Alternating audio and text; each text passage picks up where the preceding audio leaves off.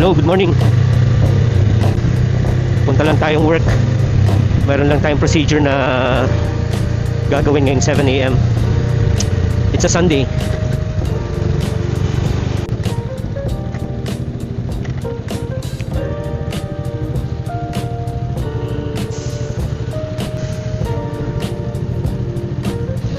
I'm using the Rebel right now. And it's probably lang naman my last ride on my Rebel. Meron kasi akong dalawang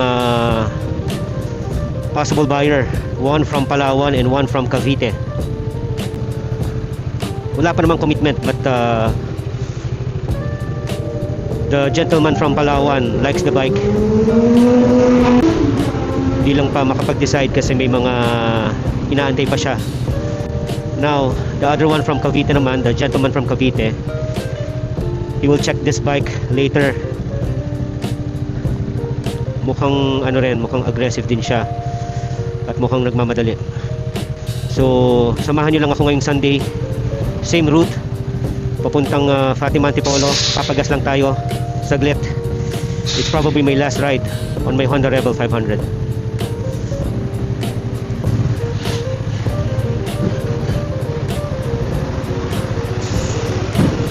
Siguro pagas lang tayo dito sa may Petron.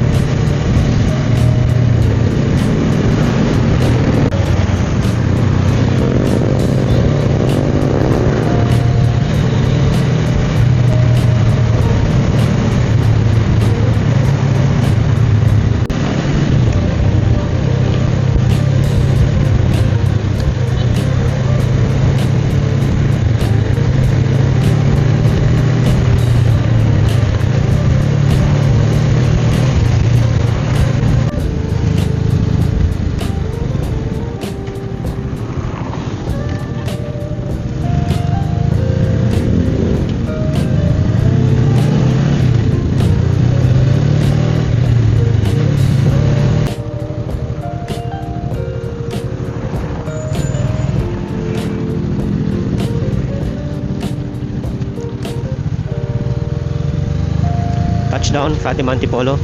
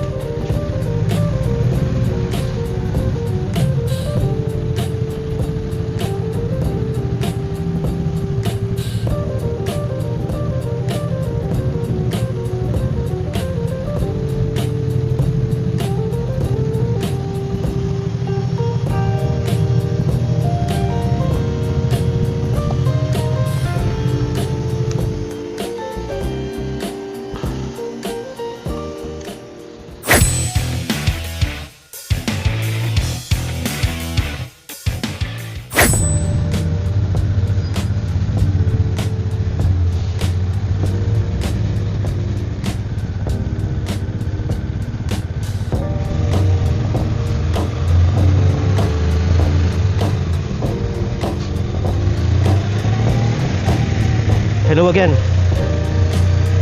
Tapos na tayo sa procedure. It's 9 o'clock in the morning. Uwi na muna tayo. Someone will be checking our Honda Rebel at home around 10 or 11 a.m. Taga Cavite siya. So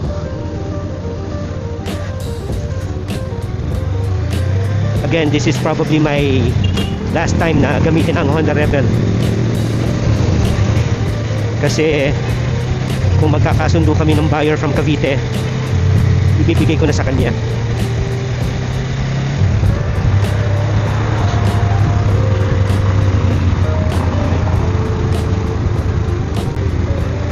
So one last ride with my Honda Rebel 500. I love this bike. Pero gaya nga nasabi ko, I just realized na mas gusto ko na lang maging full-time scooter rider.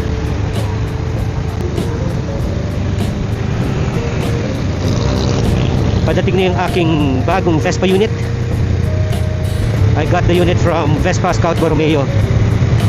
We'll be getting the unit tomorrow, Monday afternoon. So watch out for that video. Sikreto muna kung ano yun.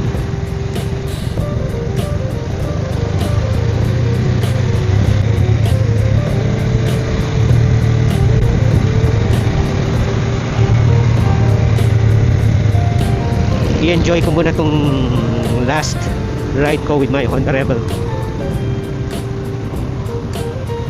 habang pauwi sa bahay.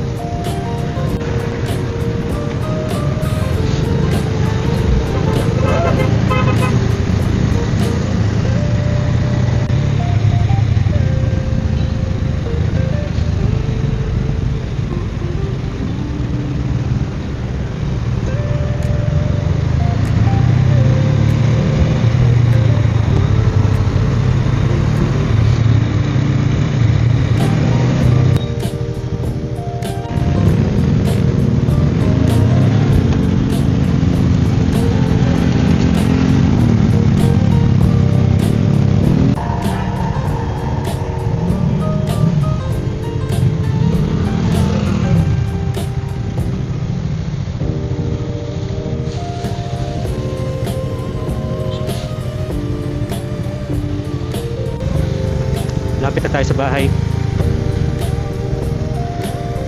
Again, this is probably my last time to ride my Honda Rebel 500.